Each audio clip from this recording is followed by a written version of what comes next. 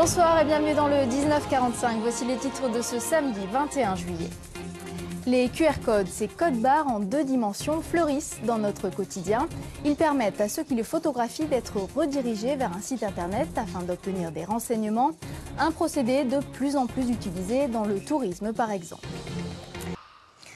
QR code, c'est notre mot du jour. Ce code barre en 2 dimensions est en train de faire une entrée fracassante dans notre quotidien.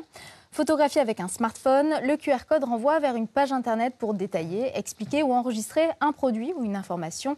Un procédé de plus en plus utilisé dans le tourisme par exemple pour informer les curieux de façon originale. Nathalie Lambert, Émilien Lacroix et Julie Tomei.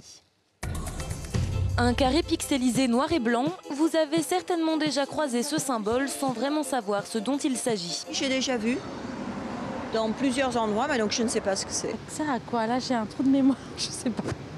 Pourtant, il va falloir vous y habituer, le QR code est en plein développement.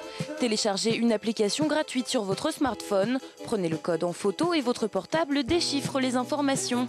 Ici à Bordeaux, la ville vient de disperser des QR codes dans ses parcs et jardins pour les amoureux de la nature. J'ai l'information de cette fleur qui est un pied d'alouette. Et pourquoi pas aussi découvrir le chant des oiseaux. Voilà, la mésange bleue.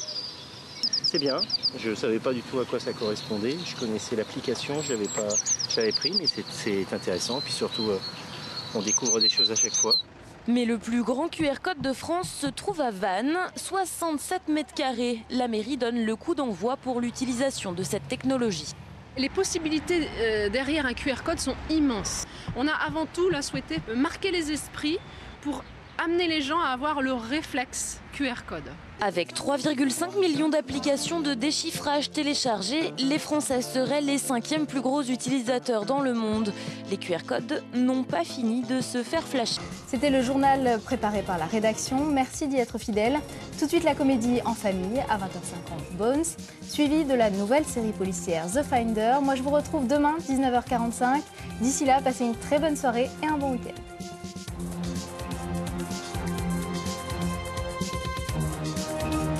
Vos questions et réactions sur m6actu.fr.